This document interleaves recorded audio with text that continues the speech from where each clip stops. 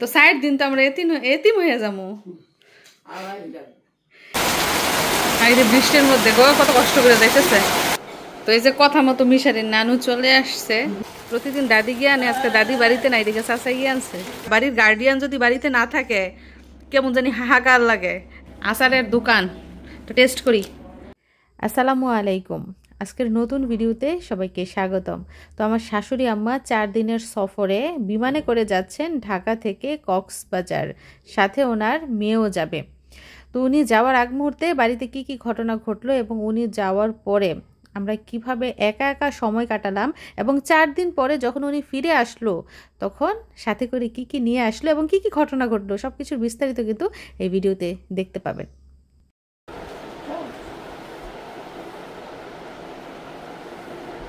নাতিকে দাদি শিক্ষা দিতেছে যে বড় হইয়া কিন্তু মাকে করতে হবে, মার যত্ন নিতে হবে। তোমার বাবাই যেমন আমার যত্ন নেয়, তুমিও তোমার মার যত্ন নিবা। বাবাকে দেখে দেখেই তো ছেলে শিখবো। তো মিশের এখন স্কুলে যাবে, সময় সকাল 7:30। ওর দাদি ওকে স্কুলে দিয়ে আইসা তারপরে সব প্রস্তুতি নিয়ে রেডি হইয়া এয়ারপোর্টে যাইব।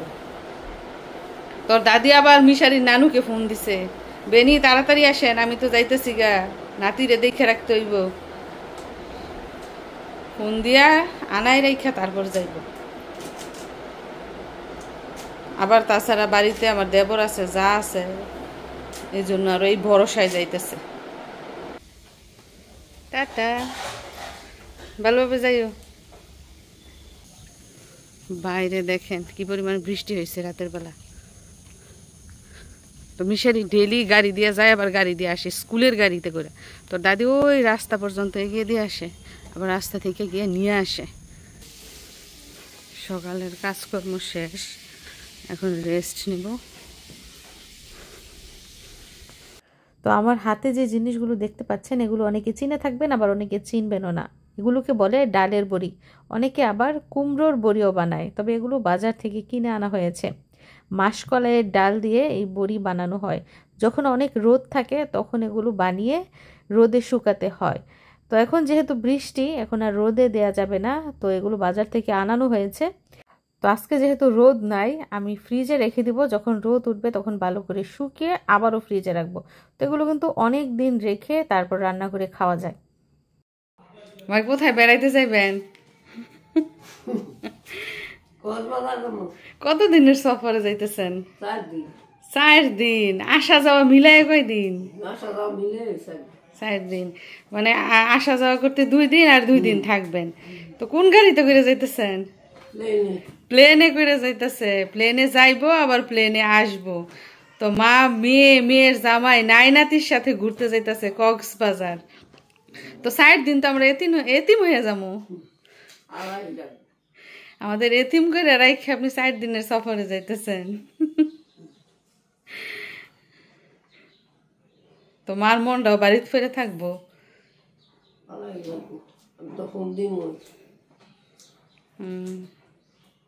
তো সবাই যাইতেছে, মাকে অনেক রিকোয়েস্ট করতেছে যাওয়ার জন্য। এলা বলছি যে যান, ঘুরে আসেন। মাও তো কোথাও যায় না, এই সারাদিন বাড়িতেই, মেয়ের বাড়িতেও বেড়াইতে যায় না, গেলেও সকালে গিয়ে বিকেলে এসে পড়ে। এই বাড়ির মানুষের কথা ভাববা, এই জন্য বলছি যে ঘুরে আসেন, মনটা ভালো লাগবো। 12:30 এয়ারপোর্ট থাকতে হবে, মনে হয় 1:30-2টার দিকে আর কি প্লেন ছাড়বো। যাই হোক, আমরা দোয়া করি আপনি সহি সালামতে যান, আবার সহি সালামতে ফিরে আসেন।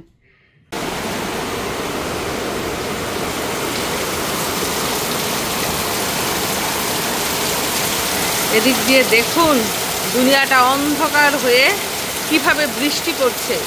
যদি ওই বৃষ্টি মানুষকে আরাম দিচ্ছে, স্বস্তি দিচ্ছে, কিন্তু আমার শাশুড়ি যে ঘুরতে যাবেন, ভ্রমণ করতে যাবেন, ওনাকে তো এয়ারপোর্ট গিয়ে পৌঁছাতে হবে, প্লাস এই বৃষ্টির মধ্যে কিভাবে ঘুরবে, কিভাবে কি দেখবে, এটা নিয়েও একটা টেনশন হচ্ছে। গতকাল থেকে বৃষ্টি এই থামে, এই আবার শুরু হয়। তো সকালে মিশার স্কুলে গিয়েছিল, তখন বৃষ্টি ছিল না।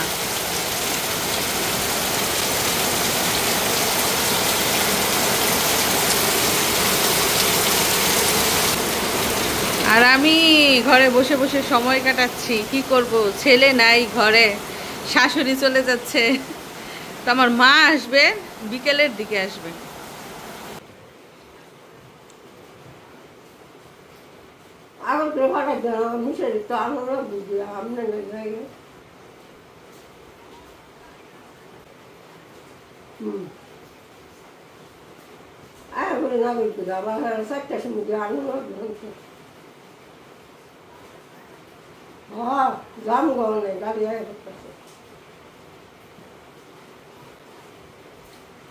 আচ্ছা, আসসালামু আলাইকুম।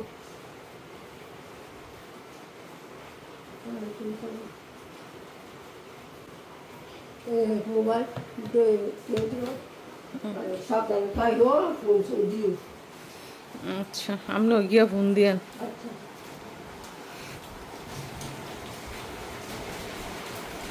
তো আমার শাশুড়ি আমার মাকে বারবার ফোন দিয়ে তাগাদা দিচ্ছেন যাতে করে তাড়াতাড়ি এখানে চলে আসে, যেহেতু আমি বাড়িতে একা, মিশারি একা।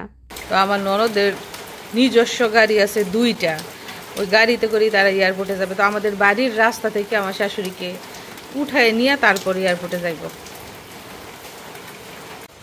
তো এখন সময় হচ্ছে সকাল 10:30, 11টার দিকে আমার ননদ আসবে বাড়িতে।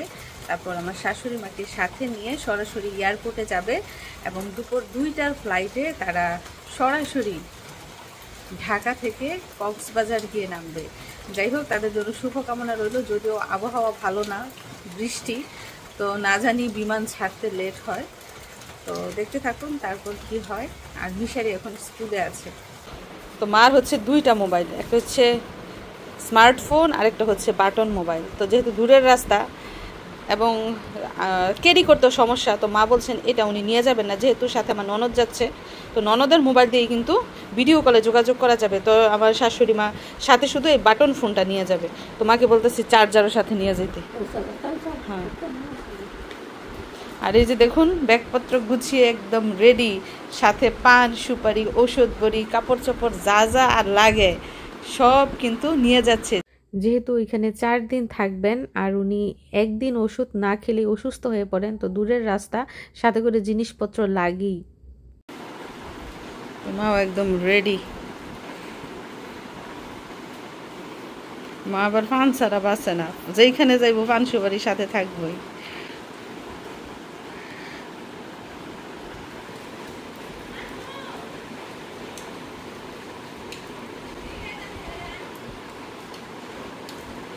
আয়না দিয়ে খেলন, আস্তে আস্তে তাড়াহুড়া করেন না, দেরি আছে আইতে।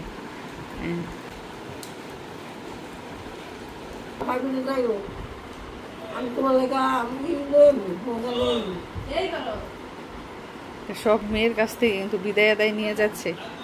কুরিয়া ফোন দিয়েছে, ঢাকা ফোন দিয়েছে, এখন আবার আরেক জায়গায় আরেক মেয়ের কাছে ফোন দিচ্ছে।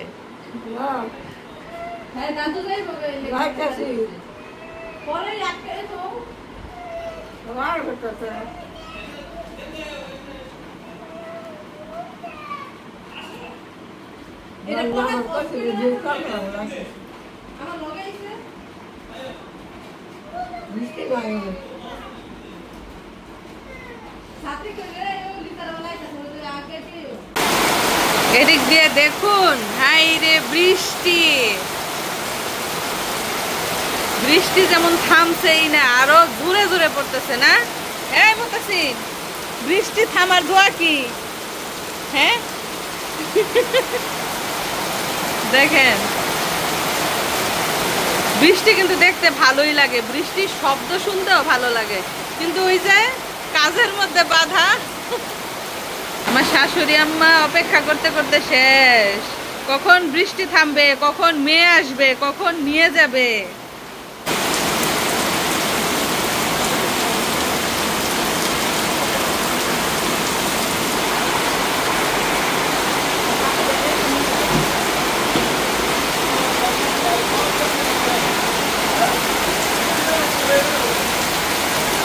বৃষ্টির মধ্যে গো কত কষ্ট করে যাইতেছে।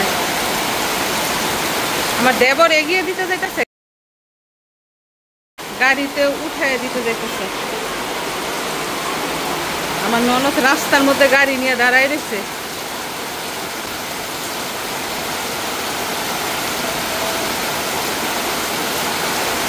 আল্লাহ আল্লাহ একটু সুবিধা দেখ গিয়ে পৌঁছাক ভালোই ভালোই। আর এই বৃষ্টির মধ্যে তো বিমান ছাড়তেও লেট হইব, আবহাওয়া যদি ভালো না থাকে বিমানও তো ছাড়ে না।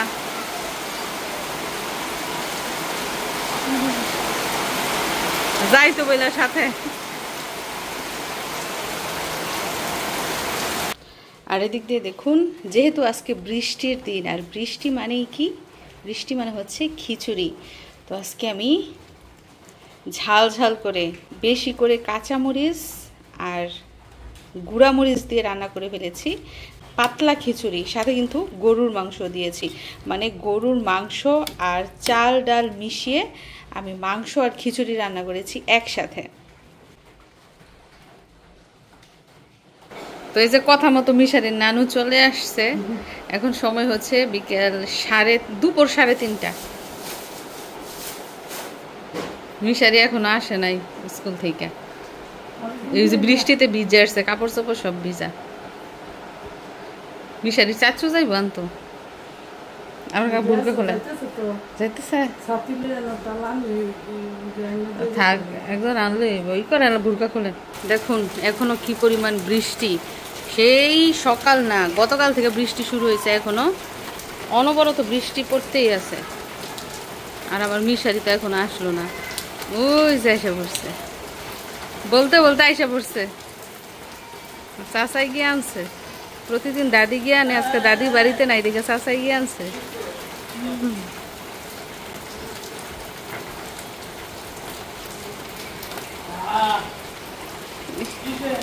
আইসা পড়ছে গো, কত কষ্ট কইরা বৃষ্টির মধ্যে লেখাপড়া করে গো। এ বাবা লেখাপড়া এত কষ্ট, কত কষ্ট। কে লেখাপড়া বানাইছে গো, কে লেখাপড়াটা বানাইছে? কত কষ্ট, রোদ নাই বৃষ্টি নাই, সারা বছর পড়তে হয়, কত কষ্ট কষ্ট।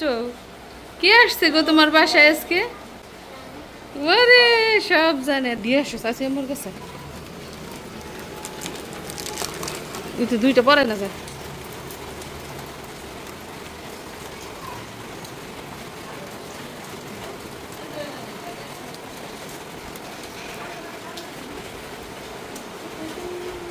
বৃষ্টিতে ভিজো না বাবা, ঠান্ডা লাগবে, যায় না ঠান্ডা জ্বর। আমার মিশারি আপেল খাচ্ছে, কিন্তু কত সুন্দর ডিজাইন করে দেখেন। এটা তুমি কোথা থেকে শিখেছ? দাঁত থেকে। দাঁত দিয়ে সুন্দর করে দেখি কি করছো, দেখেন সুন্দর করে এটাকে ঘুরায় ঘুরায় তারপরে ডিজাইন করছে।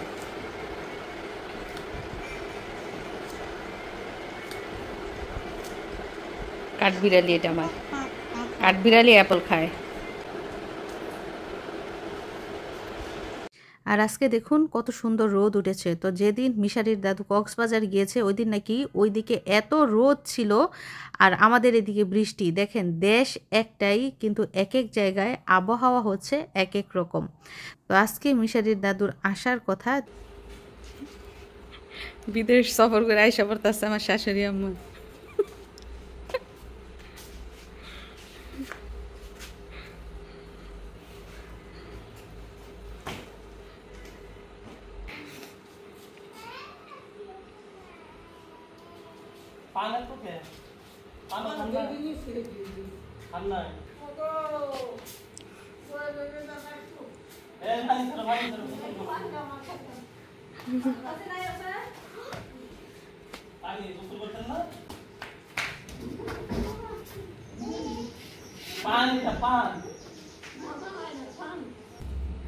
আমার বাবা এসে পড়ছে, স্কুল করে এসে পড়ছে। মিশারি তোমার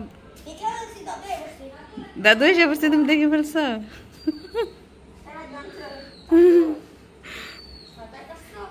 তোমার গিন্নি তো আইসা পড়ছে।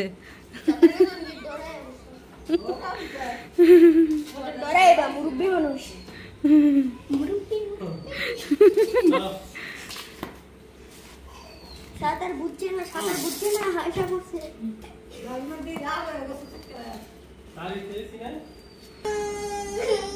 আইসা দেখেন ব্যাগ কোথায় থাকবো, ও কোথায় থাকবো, এখনই কাপড় চোপড় ঢিলা দিয়ে ফেলে দিব। আমি সবার কাছে বইলা দিতেছি, তুমি যে কি করো স্কুল থেকে আইসা। এদিক দিয়ে কক্সবাজার সফর করে মিশারির দাদু আমাদের জন্য আচার আর শুটকি নিয়ে এসেছেন। এগুলো হচ্ছে আমার জন্য, আমার দেবরের জন্য এনেছে, সাথে ননদদের জন্য এনেছে, মানে এক একজনের জন্য আলাদা আলাদা প্যাকেটে এনেছে। তারপরে দেখেন বড়ইয়ের আচার আনছে। এখানে কয়টা মা? 12টা না 16টা?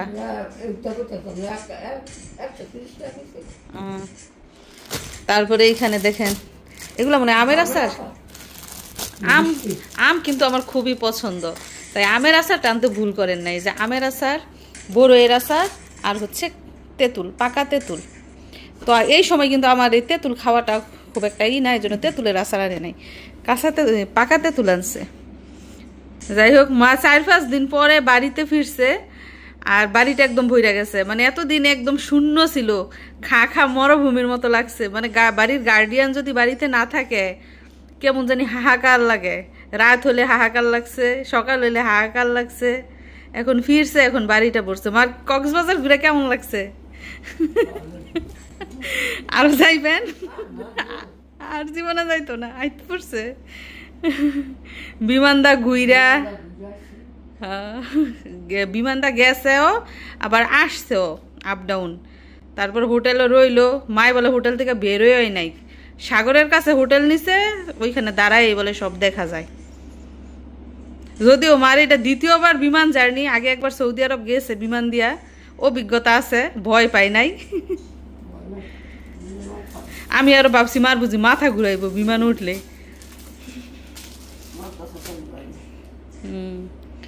যাক, ভালো হইছে ফিরছেন সহি সালামতে ঘুইরা গাইরা। মার বলে সাগরের গর্জন শুনে ভয় করছে, পানিতে নামে নাই।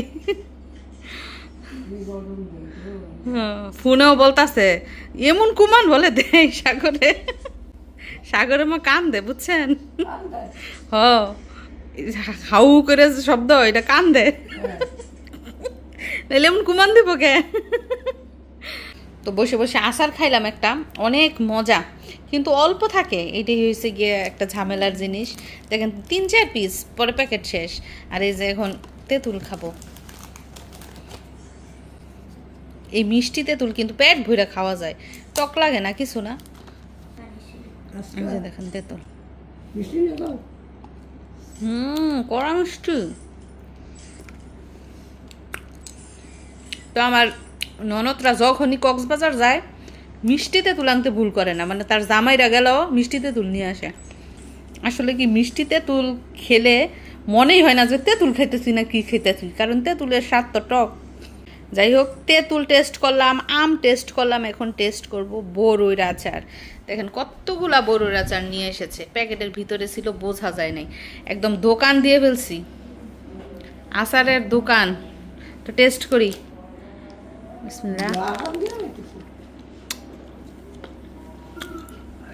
মজা, অনেক মজা। তো প্রিয় দর্শক বন্ধুরা, এই ছিল আমাদের আজকের ভিডিও। শাশুড়ি মা হচ্ছেন মুরব্বী, মুরব্বীরা যখন বাড়িতে থাকে তখন ভিতরে এত সাহস লাগে আর এত শক্তি লাগে, কিন্তু এই ভেবে খুব খুশি লাগছে যে উনি ঘুরতে গেছেন, ওনার মনটা অন্তত ভালো হবে। তো আমাদের আজকের কার্যকলাপ এবং শাশুড়ি মায়ের যাত্রা দেখে আপনাদের কেমন লাগলো মতামত জানাবেন। সবাইকে ধন্যবাদ জানিয়ে বিদায় নিচ্ছি, দেখা হবে নতুন ভিডিওতে। আল্লাহ হাফেজ।